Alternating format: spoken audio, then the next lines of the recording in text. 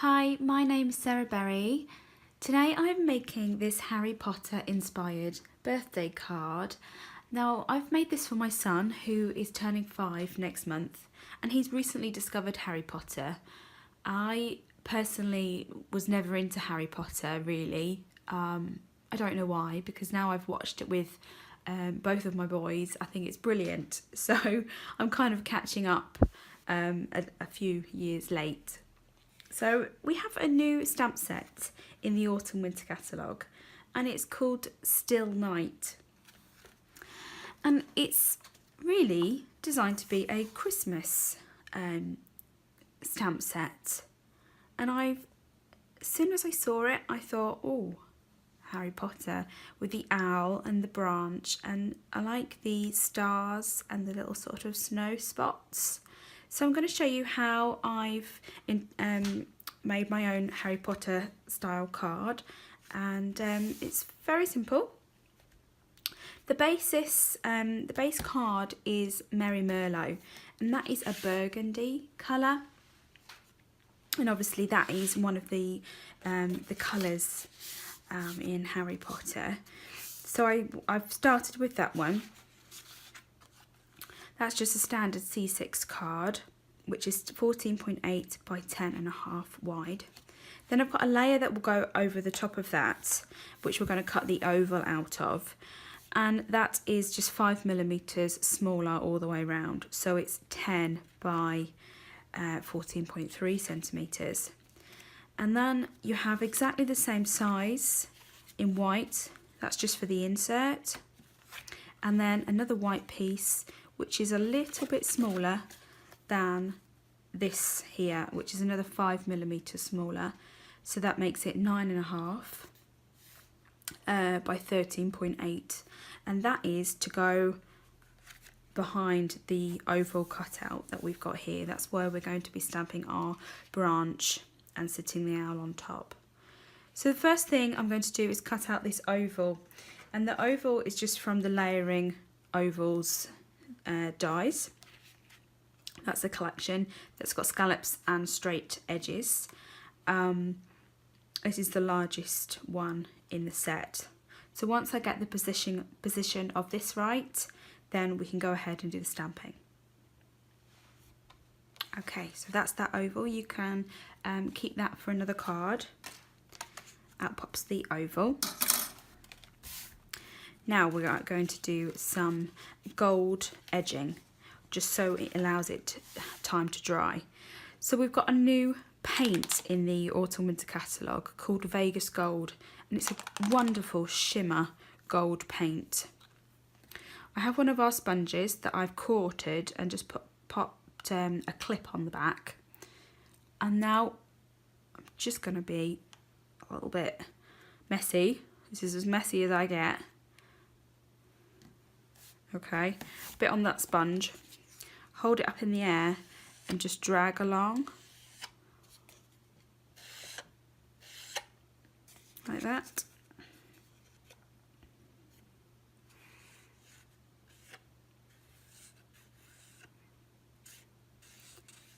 Before I finish the first, the actual birthday card, before I glued it down, I looked at it and it all seemed a little bit flat, and it needed something shiny, and I've come up with this. It just lifts it a little bit because it's such a heavy colour of card, and it also adds to the magical look, doesn't it? So that goes in that oval. It's not a very thick layer of paint, but it needs a little bit of time to dry. And while we're doing that, if you take the dots out of this stamp set, it's a little bundle of 3, and then just dab that sponge onto there. You're actually going to give yourself some gold ink, and you can stamp with this a couple of times and then just re-ink off of that sponge again. So it's almost like your own ink pad.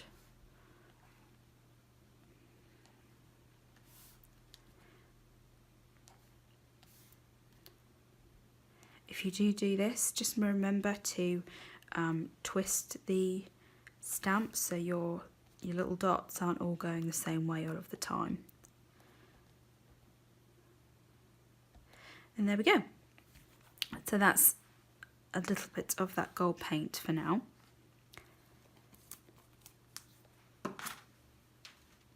So while that's drying, we're going to be doing the tree.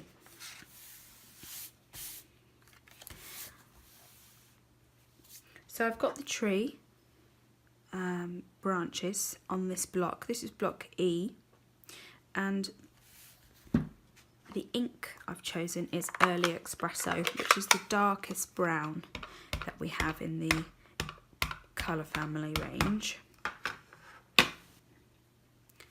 Stamp this where your oval is,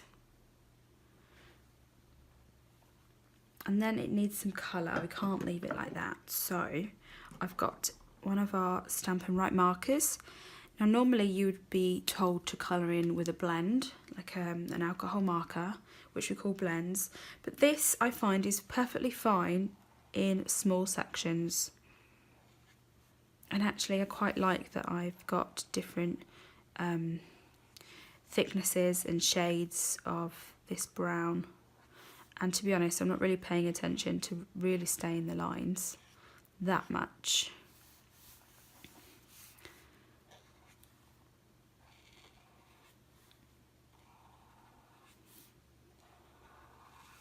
These pens have a double end.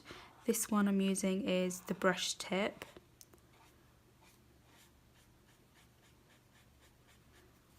And the other one is one that we would write with.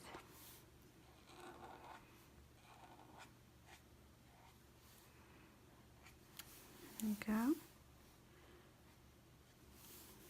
So that's our background. Like that. Next we need to do the owl. Now I played around with the owl on this piece, and I didn't think he really stood out very well having a mostly white background. So I've gone for a crumb cake background. So to start with, I'm inking him in Early Espresso. Here he is. And then what you need to do is take any of the markers that you have in the browns and the Mango Melody, and you want to just take some tissue and carefully dab away around his eyes, because they're the ones, that's the sort of bright orange of his eyes. Take a little bit off, alright? So that just gives you a base brown, and then we can go back in and add orange for his eyes, and then different shades of brown on the feathers. And it really gives you a more of a realistic look really, so he's not all just one solid colour, because owls aren't one solid colour, they're made up of lots of different browns. Now, if you've left this, if you've walked off, you want to come back to it, blow on it, and it will just make wake that ink up a little bit. Blow on it, or huff on it, I should say.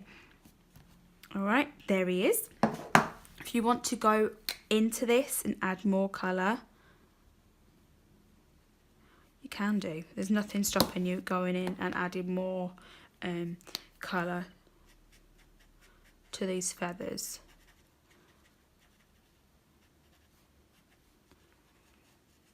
And you can do that with these pens, no problem.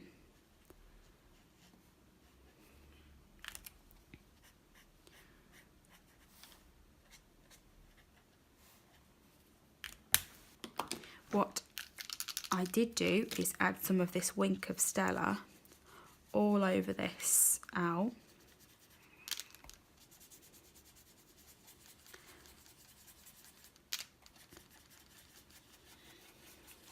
Just to give him another sort of magical shimmery look. And then the stamp set comes with a wonderful set of dies. The only two I've used out of the packet is the owl to cut out this stamp, and also this really fun shape for the sentiment. Other dies are this one, which cuts out a different owl. This branch would be lovely. Another oval, some little greenery, some snowflakes, and other greenery there. So you can add green onto the end of these branches too for your Christmas cards, and I could add it onto this card as well, to be honest. Okay, so this is going to get cut out. And there he is already. On the back of him needs to go a few foam pads. I'm just using the minis. Okay, he's coming together. So we've done our oval border, we've done our background, we've done the owl. Now it's the turn for the sentiment. So you can do this in a couple of ways. You can just die cut it straight away, or you can stamp and then die cut. It's completely up to you. So I've die cut mine first, and the happy birthday is from a different stamp set, which is called Perennial Birthday.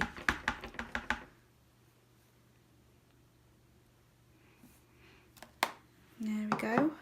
Now again, add some gold to this. You should still have some left on this sponge, just to make it magical, because we like a lot of shimmery gold, don't we?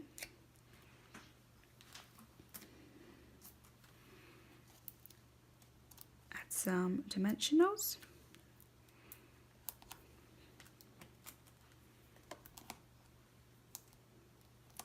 Okay, so now it's really time to pop the card together. So we have a base card. First of all, pop the branches down first.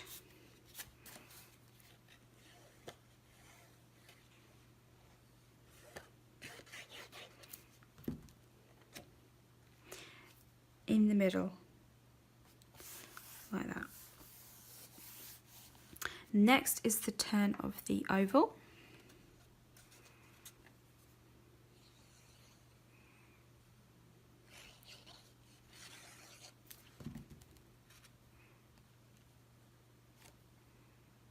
You can see how that gold edge really just stands out when you pop it down. Then we can add our owl.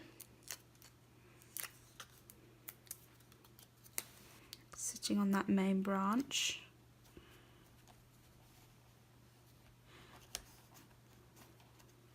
And then the birthday greeting there.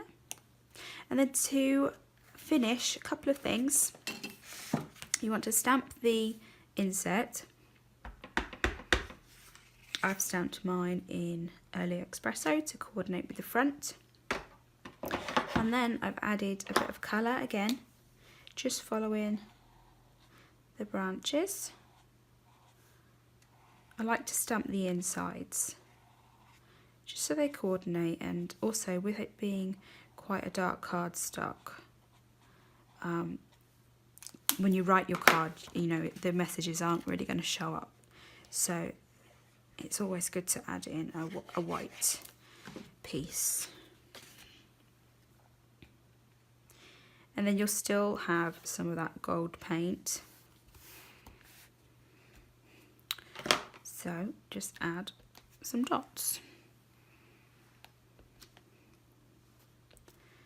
Now, the dots are a bit messy looking, but I like that. I like that it's, you know, like a magic explosion almost. Now the last thing is to add some of this baker's twine, and for that you just need to take a length. I've lost it, where is it gone?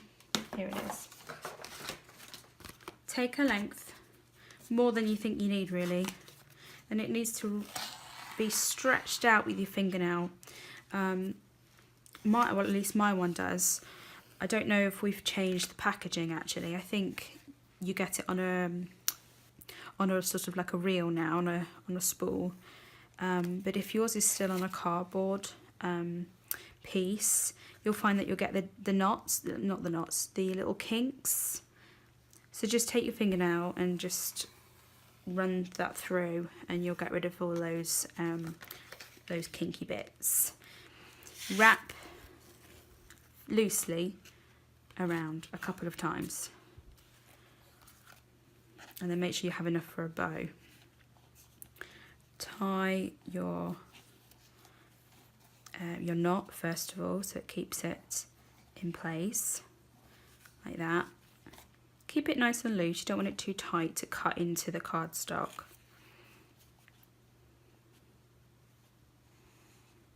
And then tie a nice tight bow. Pop your finger on the centre of the bow to help you adjust the ears of the bow, and then you can just cut the tails off, and you'll find that linen thread really just sit nicely on your card. So there we go, there's how you make a Harry Potter inspired card featuring this amazing owl from the Still Night stamp set. I hope you like it. I welcome all your lovely comments. Please give me a thumbs up if you liked this video, and also subscribe because you'll be notified of my latest Stampin' Up videos.